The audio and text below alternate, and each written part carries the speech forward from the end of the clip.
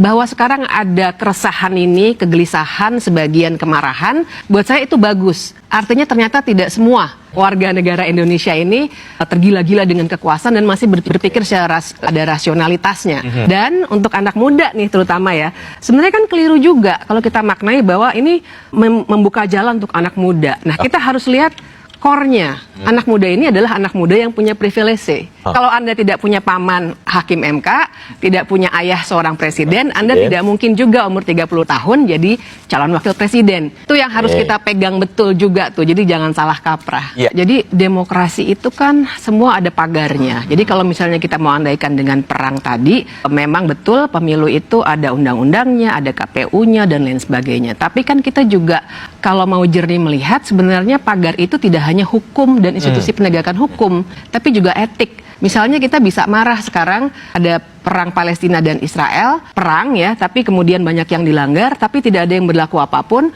bisa dengan alasan, oh karena Amerika punya hak veto, misalnya begitu. Nah di kita, saya balikan ke kita juga tidak bisa hanya bilang, oh politik dinasti itu tidak dilarang. Seakan-akan hanya dengan itu, maka cara berpolitik yang seperti ini menjadi sah. Nah ini saya kira cara berpikir yang sama sekali menanggalkan moralitas dari politik. Dan saya ingin masuk ke soal seandainya, jadi kita tidak bisa melihat dinasti politik ini atau politik dinasti ini hanya dengan melihat hasilnya. Yang kita harus lihat adalah caranya. Cara yang dalam hal ini memang bukan soal darah, tapi dia memanfaatkan relasi elit dan budaya feodal yang memang dimiliki oleh masyarakat Indonesia. Itu yang dimanfaatkan oleh budaya feodal yang dimanfaatkan. Keliru, MK tidak boleh melanggar konstitusi, pagar tidak boleh makan tanaman, begitu. Karena usia itu diatur oleh undang-undang. Siapa yang bertanggung jawab bikin undang-undang? Ya kembali Presiden dan DPR RI. Sedikit kontribusi DPD. Kembalikan ke situ kalau memang dianggap terlalu tua untuk capres-capres bisa 35 atau misalkan nanti nggak boleh lebih 70 tahun. Serahkan kembali kepada Presiden dan DPR RI. Begitu. Kecuali kalau misalkan konstitusi mengatur.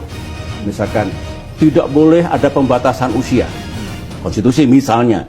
Undang-undang ada pembatasan 40 tahun. Nah baru itu dilakukan judicial review, MK menguji apakah bertentangan dengan konstitusi. Ini nggak ada urusannya dengan konstitusi. Jadi bukan kewenangan MK. Salah alamat. MK harus hati-hati jangan sampai nanti justru melanggar konstitusi. Kan hanya 4 tugas MK itu. Satu yang itu menguji undang-undang terhadap konstitusi. Kemudian sengketa antar lembaga negara yang kewenangannya diberikan oleh Undang-Undang Dasar, kemudian urusan pembubaran partai politik, dan satunya lagi memutus sengketa hasil pemilu. That's it. Jangan keluar dari itu, sebab tertib negara ini. Jangan ada tambahan-tambahan yang justru ya merusak gitu. Itu pandangan saya terhadap debat polemik tentang usia baik capres maupun cawapres.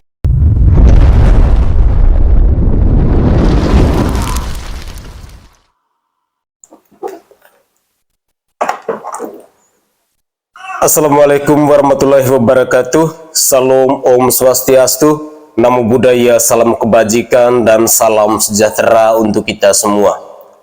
Saudaraku sebangsa dan setanah air, para penonton kanal YouTubeku yang sangat saya hormati dan sangat saya cintai.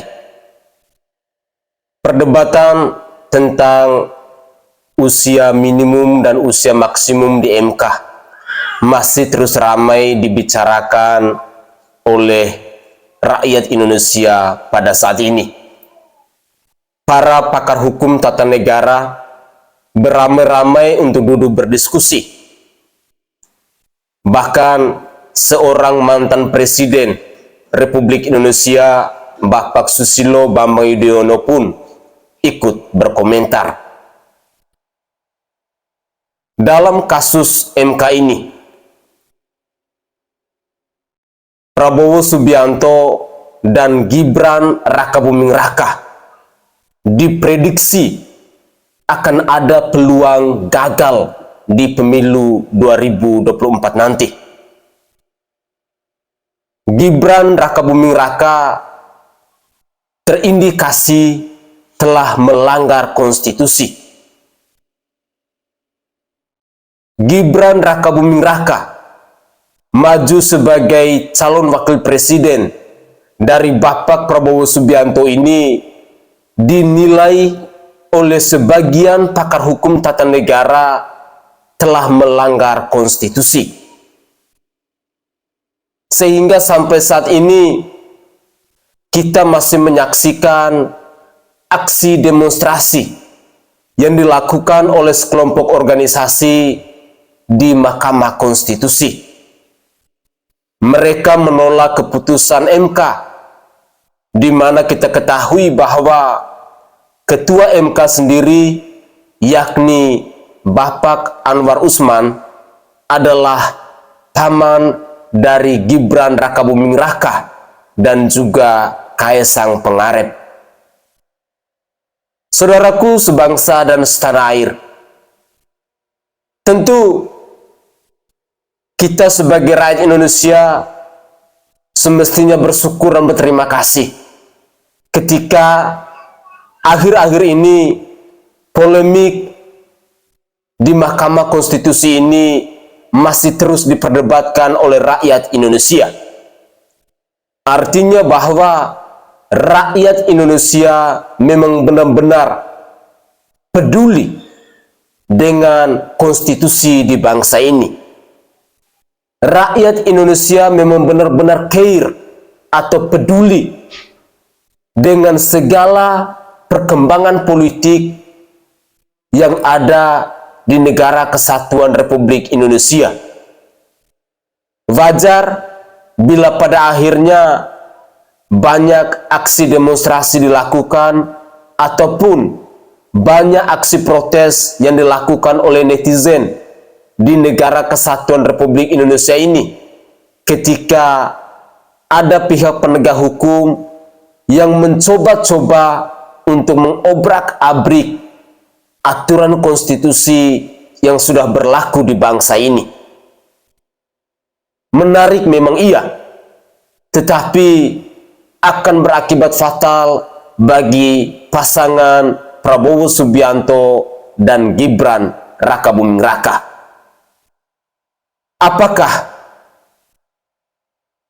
Prabowo Subianto dan Gibran Rakabuming Raka akan ikut berlaga di pemilu 2024 nanti?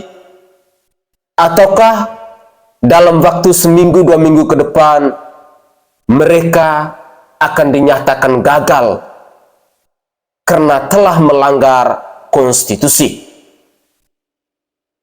Saudaraku sebangsa dan setanah air, dalam beberapa menit ke depan saya ingin mengajak pemirsa sekalian, mari kita bersama-sama untuk mendengarkan cuplikan-cuplikan video yang sudah saya kumpulkan dan akan saya sajikan kepada pemirsa sekalian tentang berbagai macam buah pikiran dari pengamat politik maupun dari netizen di negara kesatuan Republik Indonesia ini.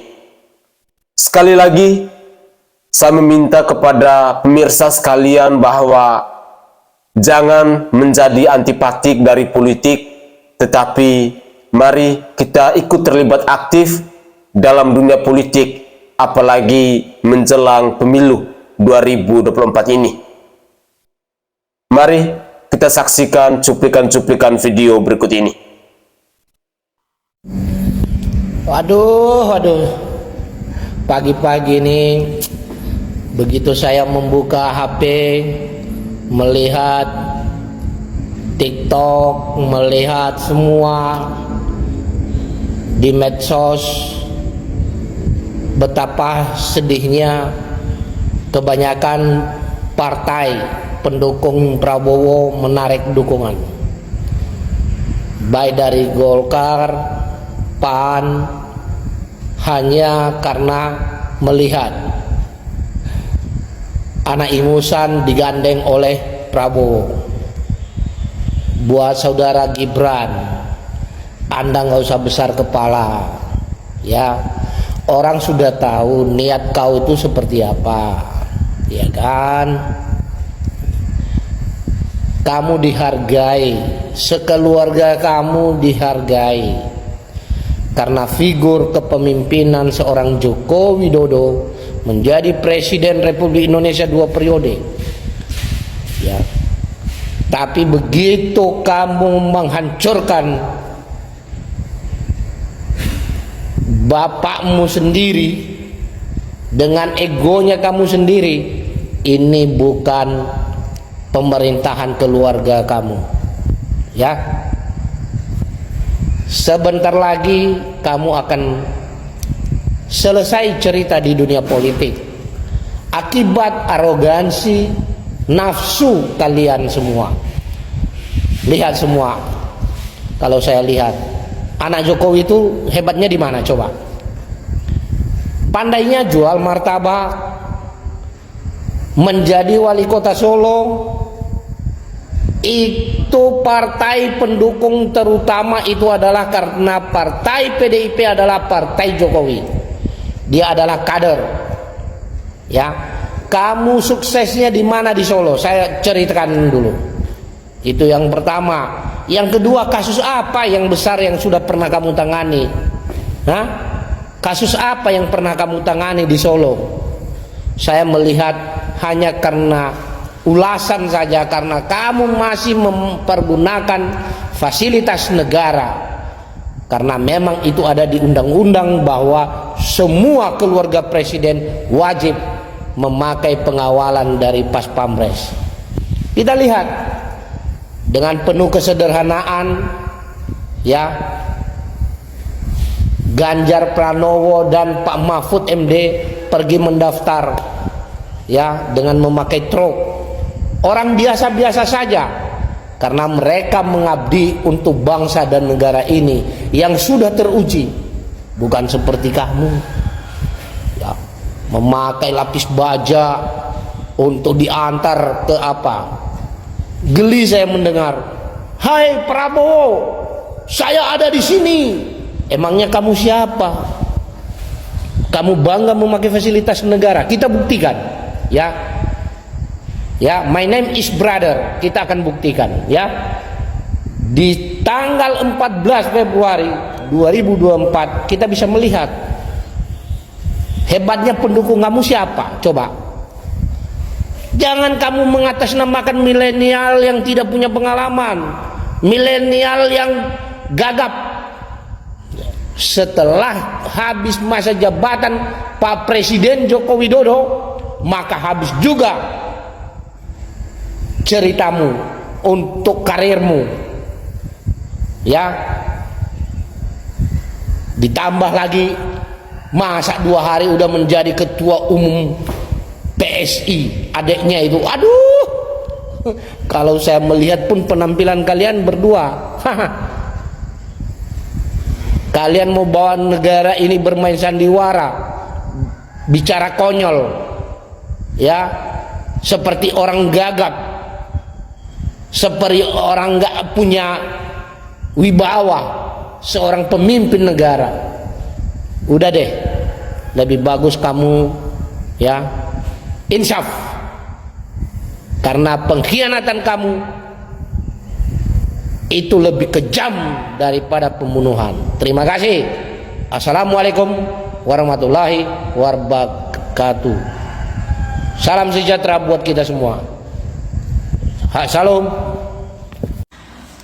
Baru-baru ini saya melihat salah satu statement dari Gibran atau calon wakil presiden daripada Bapak Prabowo Subianto bahwa kalau memang saya anak ingusan, jangan takut dengan manuver-manuver yang saya lakukan. Kalau saya memang anak ingusan, ya nggak usah takut sama saya, nggak usah takut sama manuver saya, itu loh. Terkadang seseorang itu memiliki kepercayaan diri yang sangat tinggi sehingga kritikan ataupun beberapa cuitan daripada masyarakat Indonesia dianggap sebagai ketakutan daripada masyarakat Indonesia terhadap manuver yang dilakukan seseorang. Jadi kepercayaan diri itu memang penting bagi seseorang dalam melakukan apapun. Tapi kepercayaan diri yang over pun itu sangatlah tidak bagus. Jadi menurut pandangan saya, disclaimer ini pendapat pribadi saya, bahwa masyarakat Indonesia itu bukan berarti takut terhadap manuver yang dibangun oleh seorang Gibran, tapi masyarakat Indonesia itu ngeri atau melihat miris dengan politik dinasti yang dibangun dari Bapak Presiden kita. Ini yang menjadi salah satu fokus atau salah satu bahan penting, bukan berarti masyarakat takut. Yang kedua, ada beberapa pandangan daripada pengamat-pengamat politik bahwa jika ingin kita nih mengurus negara, minimal kita sekali dulu nih sukses mengurus, misalkan berada di tingkat pemerintahan yang skala wali kota, kemudian kita akan naik skup ke skala gubernur, atau mungkin kita pernah menjabat sebagai legislatif, kemudian kita menjabat dulu sebagai gubernur, kemudian baru kita mencoba mencalonkan diri menjadi seorang calon wakil presiden. Dan itu butuh konsisten yang sangat lama dan membutuhkan waktu yang panjang, tidak semudah membalikan telapak tangan. Jadi kalau hari ini segampang itu dia melenggang di karpet merah mengikuti konsensus menjadi calon wakil presiden, itu sebenarnya bukan bentuk rasa ketakutan terhadap seorang Gibran, tapi sebagai bentuk, salah satu bentuk protes atau merasa, loh kok bisa, loh kok gini, ini loh ceritanya yang dialami oleh para netizen yang mungkin banyak contoh kasus, banyak orang yang mumpuni di bidangnya, banyak orang yang pintar berbicara tentang politik, banyak orang yang pintar secara pemerintahan, tapi tidak semua punya kesempatan yang sama untuk segampang itu menjadi calon wakil presiden. Kita bicara tentang Mahfud MD dulu 2019. Sempat pada saat pengumuman dari PDI Perjuangan bahwa Pak Jokowi akan maju kedua kali dengan mengusung wakil presiden yang berinisial M. Semua orang mengira bahwa itu adalah Mahfud MD, tetapi salah. Ternyata Kiai Ma'ruf Amin yang dipersanting atau dipersunting oleh Presiden Jokowi pada saat itu. Jadi tidak mudah dalam meniti karir sampai kepada level puncak tertinggi. Karena kalau bicara wakil presiden, ini bakal menjadi orang nomor 2 di negeri ini. Apakah mampu orang ke nomor 2 di negeri ini seperti itu? Bijaklah berkomentar, karena ini cuma pendapat pribadi, hanya untuk membahas tentang segelintir ocehan sederhana tentang politik. Tenang saja, Pak. Saya sudah ada di sini. Tenang saja Pak Prabowo, tenang saja ya, soal jadi presiden gampang ya. Oke, jika nanti kita kalah jadi di Pilpres ya, kita gugat ke MK. Tenang saja Pak Prabowo ya, presidennya bapak saya, ketua MK-nya paman saya. Tenang saja, bisa diatur itu semua Pak Prabowo. Tenang saja ya, gampang itu ya. Salam akal sehat. Ya. Iya. Iya, ya. Saya sebagai kader PDI Perjuangan, sebagai kader muda, saya akan tetap tegak lurus sesuai arahan Ibu Ketua Umum. Kata-katamu tegak lurus dengan Ibu Ketua. Yang saya hormati Ketua Umum Gerindra, calon Presiden Pak Prabowo.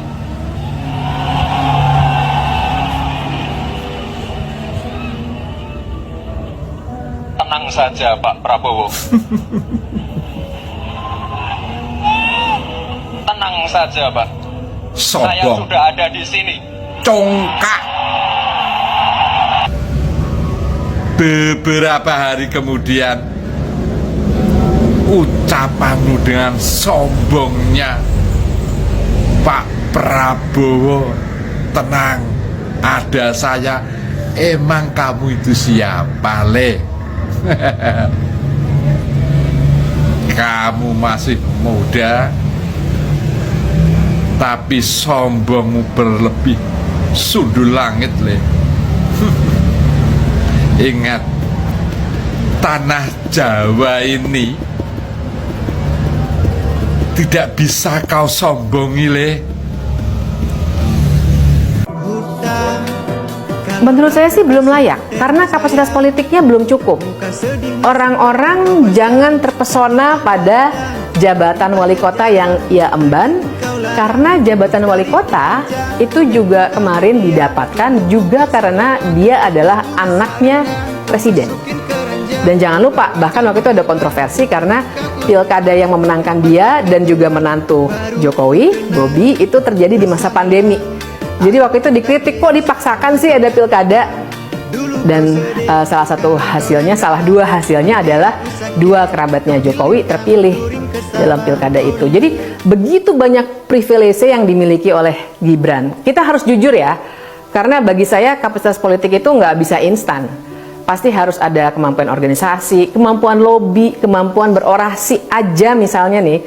Silakan nilai sendiri bagaimana kemampuan berorasi dari orang-orang yang dipilih secara instan, sementara kita keburu terpukau oleh titel yang disandang. Apakah dia wali kota atau gubernur dan lain sebagainya.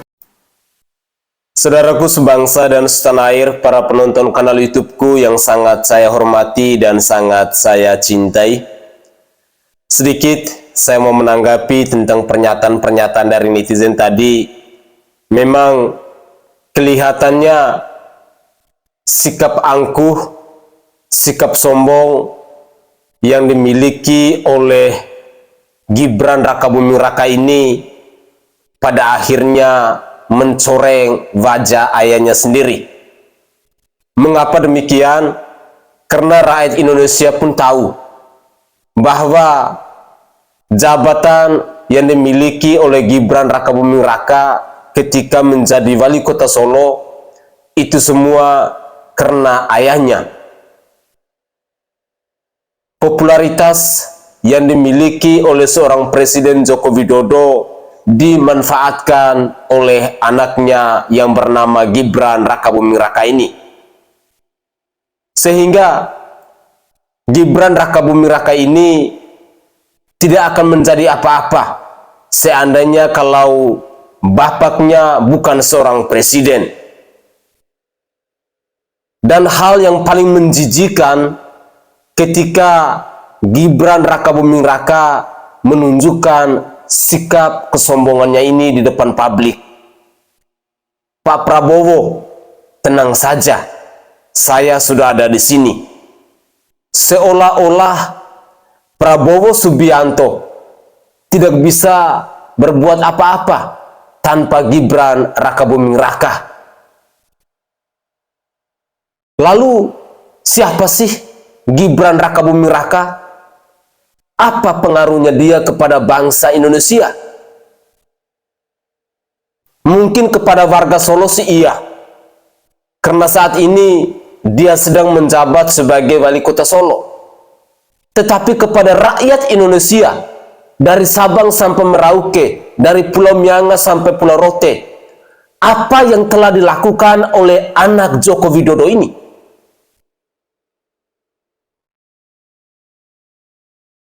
Keluarga Jokowi yang kita respect hanya karena Presiden Joko Widodo telah menjadi presiden selama 2 periode di bangsa ini.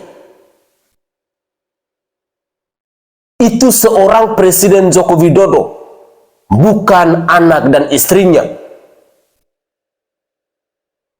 Sehingga ketika Gibran Rakabuming Raka mengeluarkan pernyataan seperti itu, sama saja dia mau mempermalukan ayahnya sendiri. Gibran Rakabuming Raka adalah sosok calon wakil presiden yang diperoleh secara instan. Dan ini adalah sejarah yang terjadi pertama kali di negara kesatuan Republik Indonesia ini. Sejarah yang harus dicatat. Gibran Rakabuming Raka pun dinilai adalah seorang pengkhianat kepada partai PDI Perjuangan. Karena tanpa menyerahkan KTA, Gibran Rakabuming Raka menjadi cawapres yang dideklarasi oleh Partai Golkar untuk mendampingi Bapak Prabowo Subianto ini. Rakyat Indonesia, generasi Z, dan kaum milenial di bangsa ini, mari kita buka mata hati kita. Hak privilege yang dimiliki oleh Gibran Rakabuming Raka dengan memanfaatkan nama besar dari pamannya yang adalah ketua MK dan juga bapaknya yang adalah seorang presiden di Republik Indonesia ini telah membuatnya untuk menggapai kekuasaan dengan begitu instan, sehingga sampai hari ini rakyat Indonesia, organisasi-organisasi, para pakar hukum tata negara masih terus melakukan aksi protes terhadap MK. MK dinilai telah berkhianat kepada bangsa dan negara ini. MK dinilai telah menjadikan lembaga yudikatif ini sebagai mahkamah keluarga. Seorang Presiden Joko Widodo dinilai adalah aktor utama dalam memperlancarkan urusan dari Gibran Rakabuming Raka ini. Mari kita rakyat Indonesia, kita dukung para pakar hukum tata negara, kita dukung organisasi-organisasi yang saat ini terus bersuara, terus melakukan aksi demonstrasi di depan gedung Mahkamah Konstitusi terkait persoalan yang dihadapi oleh Gibran Rakabuming Raka dan Prabowo Subianto ini. Mari kita dukung mereka. Selanjutnya, mari kita simak lagi cuplikan-cuplikan video berikut ini. Seluruh jiwa raga kami untuk rakyat Indonesia. Indonesia di mana kekayaan Indonesia akan dipergunakan sebesar-besarnya. Wow, semangat membara seperti tahun-tahun kemarin. Wow, seperti harimau. Macan. Lalu masuk ke sistem pemerintahan kemarin. Langsung jadi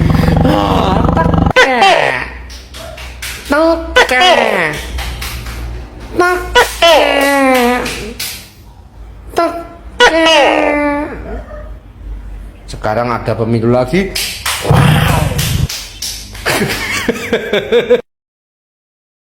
Awalnya gue bingung, kenapa Prabowo sama partai-partai koalisi kok milih Gibran jadi cawapres. Sampai akhirnya gue ketemu sama berita-berita ini.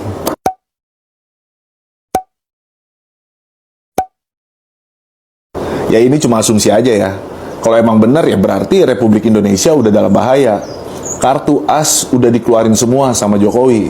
Asal anaknya bisa maju jadi cawapres. Ya sekarang tinggal dia aja mati-matian biar sang anak bisa menang. Kalau sampai kalah, tuh mereka semua bisa nyemplung ke lembah hitam. Ya tapi menurut gua sebenarnya tuh publik gak keberatan sama sosok Gibran. Cuma caranya yang terlalu kebangetan. Tapi ya udahlah, namanya juga politik. Selamat berkompetisi untuk 3 pasangan calon. Walaupun nggak ada kompetisi politik yang jujur dan sehat, tapi paling nggak kalian tuh harus beranggapan kalau masyarakat ini orang-orang yang paham sama apa yang kalian lakuin. Udah itu aja.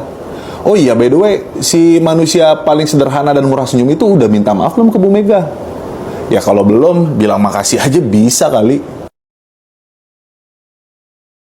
Walaupun Pak Jokowi mengatakan bahwa saya sebagai presiden itu mendukung 3 calon, buat saya dia juga tidak bisa menutupi di dalam hatinya ya bahwa biar bagaimanapun kalau salah satu calon pasangan calon itu ada anaknya, berarti dia akan juga berupaya memenangkan sang anak ya, with whatever means dalam bahasa Inggrisnya ya, dengan cara-cara apapun. Cara-cara apapun itu yang tadi saya katakan ya, bisa saja dia meminta pimpinan-pimpinan institusi negara yang tadi saya katakan itu yang kemudian juga bermain di bawah layar ya, yang kemudian juga mendukung anaknya ya.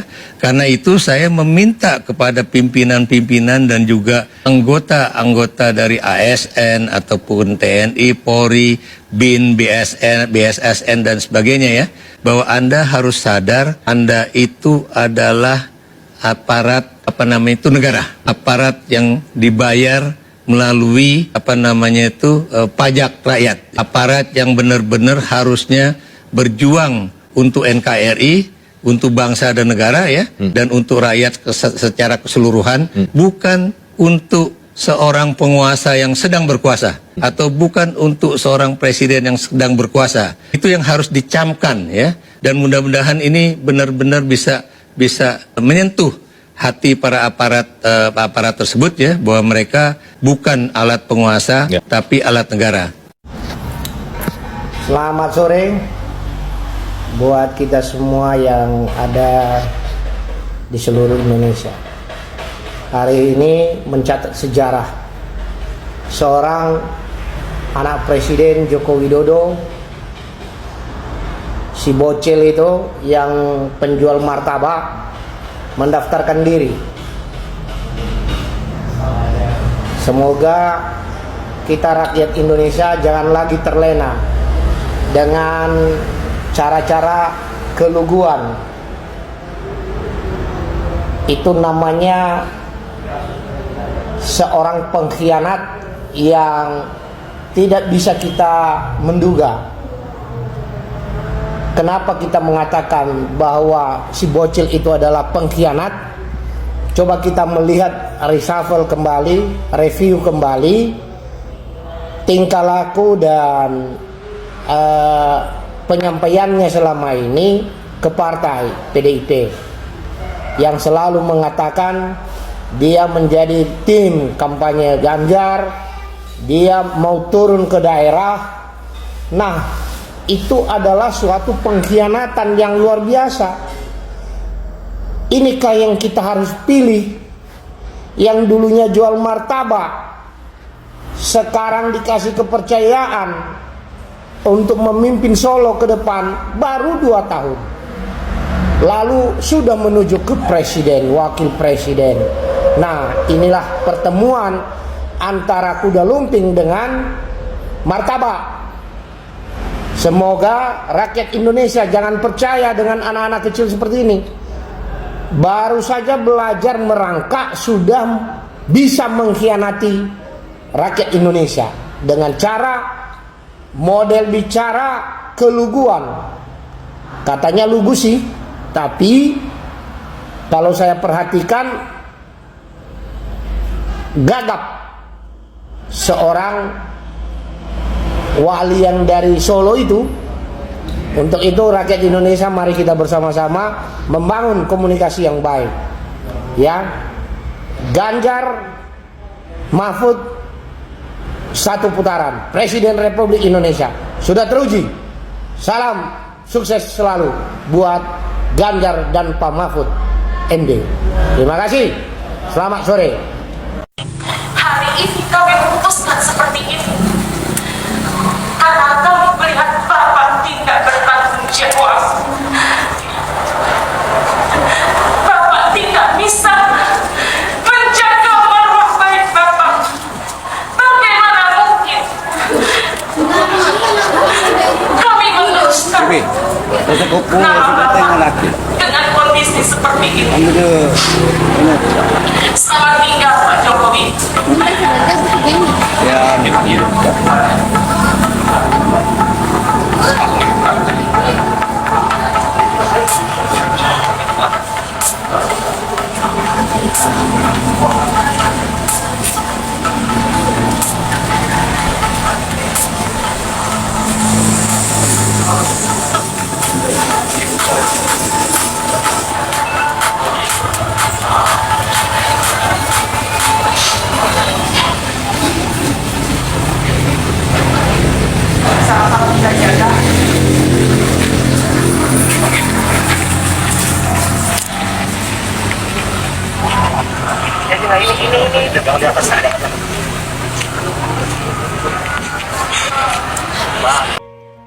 Betul, jadi alih-alih ketika menampilkan Mas Gibran sebagai cawapres, alih-alih mendukung Gen Z dan milenial untuk tampil aktualitas dalam ruang publik, yang terjadi justru pengabaian dan bahkan pelecehan terhadap nilai-nilai milenial dan Gen Z itu sendiri.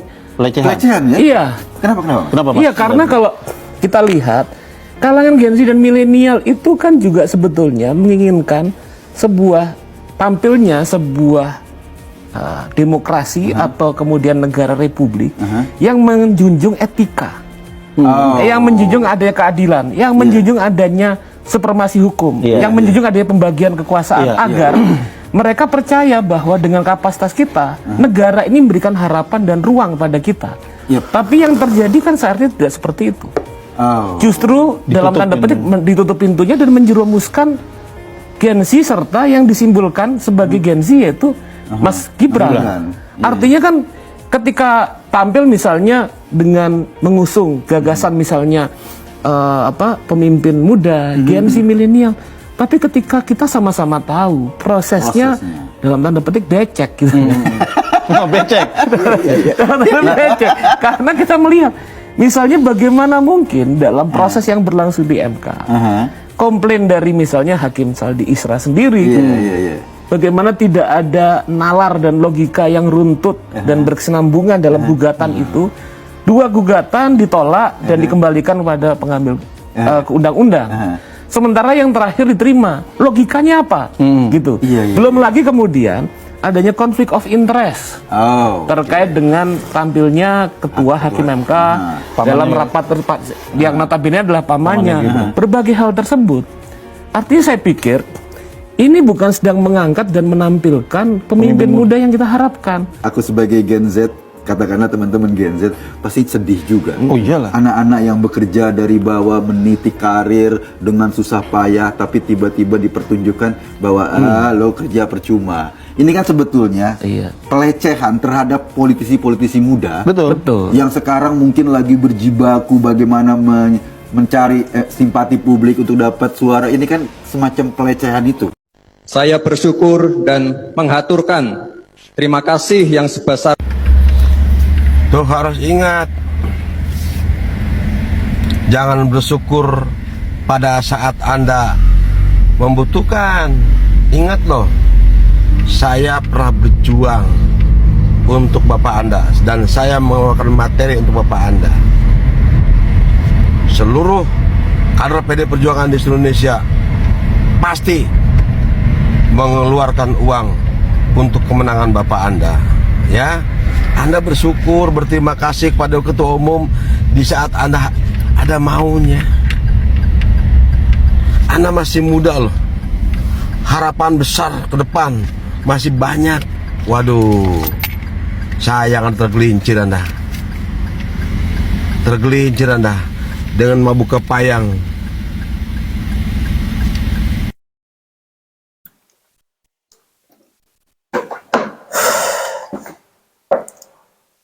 Oke guys, muka pengkhianat yang ditunjukkan oleh Gibran Rakabuming Raka jangan pernah kita pilih, jangan pernah kita menaruh kepercayaan di pemilu 2024 nanti.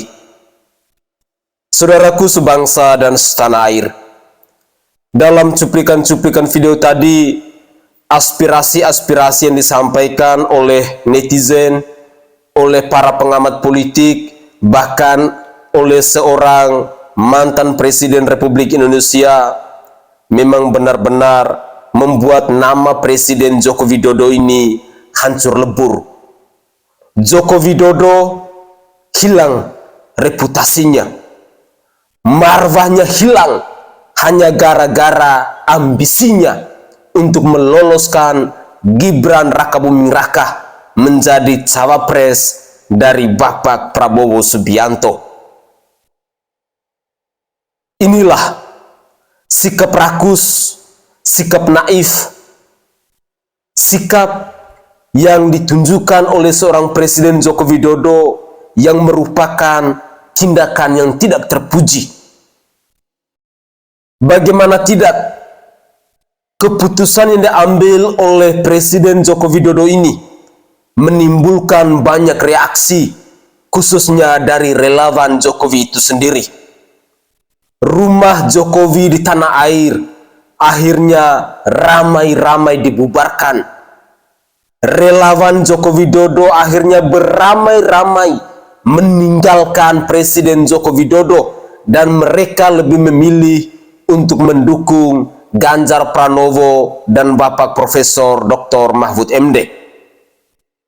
Bukti nyata bahwa Joko Widodo telah berkhianat kepada relawannya. Joko Widodo telah berkhianat kepada rakyatnya. Orang-orang yang selama ini telah menaruh kepercayaan kepada Presiden Joko Widodo. Orang-orang yang selama ini telah mengatakan bahwa Joko Widodo adalah pemimpin yang ideal. Tetapi di akhir masa tugasnya, nama Joko Widodo akhirnya menjadi bau bangke yang selalu disuarakan oleh rakyat Indonesia pada hari-hari belakangan ini. Rakyat tidak terima ketika Joko Widodo memaksakan putra kandungnya, Gibran Rakabuming Raka, untuk mendampingi Bapak Prabowo Subianto dengan cara melanggar konstitusi. Seolah-olah Joko Widodo tidak menghargai akan proses pencapaian dalam sebuah prestasi. Joko Widodo lebih memilih hal-hal yang instan, yang sifatnya selagi gue berkuasa. Inilah hal yang dipertontonkan oleh keluarga Joko Widodo yang membuktikan bahwa rakyat Indonesia akhirnya menarik kepercayaan, menarik dukungan kepada keluarga Jokowi. Pada beberapa bulan yang lalu, kita dipertontonkan ketika anaknya Kaisang Pangarep baru daftar menjadi anggota PSI selama 2 hari, lalu tiba-tiba sah terpilih menjadi ketua umum PSI. Begitu mudahnya hanya karena mereka adalah anak presiden. Begitu instannya hanya karena mereka anak presiden. Hanya karena mereka anak penguasa. Lantas, apakah hal serupa bisa berlaku kepada kita yang bukan siapa-siapa? Kepada kita yang orang tua kita tidak punya jabatan? Apakah kita akan mendapatkan hal serupa? Tentu saja tidak. Segala ambisi kekuasaan yang dilakukan atau ditunjukkan oleh keluarga Presiden Joko Widodo ini menunjukkan bahwa Joko Widodo memang benar-benar haus akan kekuasaan, rakus untuk berkuasa. Sehingga tidak heran bila pada akhirnya nama Joko Widodo, reputasi Joko Widodo yang selama ini baik, dalam waktu seminggu belakangan ini hancur berantakan. Nama keluarganya seperti bau bangke. Rasa respek dan rasa hormat dari rakyat Indonesia, khususnya dari relawan Jokowi, akhirnya hilang. Hal ini terbukti ketika rumah Joko Widodo dibubarkan di mana-mana. Sungguh sangat memalukan. Saudaraku sebangsa dan setanah air, semoga saja cuplikan-cuplikan video tadi dapat memberikan pembelajaran baru kepada kita semua, bahwa Joko Widodo bersama keluarga adalah muka-muka yang haus akan kekuasaan, muka-muka polos tapi munafik, muka-muka yang tidak bisa kita percayakan lagi untuk kedepannya. Karena rakyat Indonesia tidak pernah membayangkan dan tidak pernah menginginkan di akhir masa tugas dari seorang Presiden Joko Widodo, dia akan menunjukkan sikap politik dinasti dan juga sikap keserakahannya dalam berkuasa. Semoga kita rakyat Indonesia bisa membuka mata hati kita dengan perilaku dari keluarga Joko Widodo ini. Begitulah kira-kira. Saya Sainai dari Provinsi Nusa Tenggara Timur, saatnya kita yang rakyat jelata harus berani untuk bersuara. Salam hormat, salam NKRI, dan salam Nusantara untuk kita semua. Tetaplah kita jaga Bhinneka Tunggal Ika dan Pancasila sebagai dasar negara kita.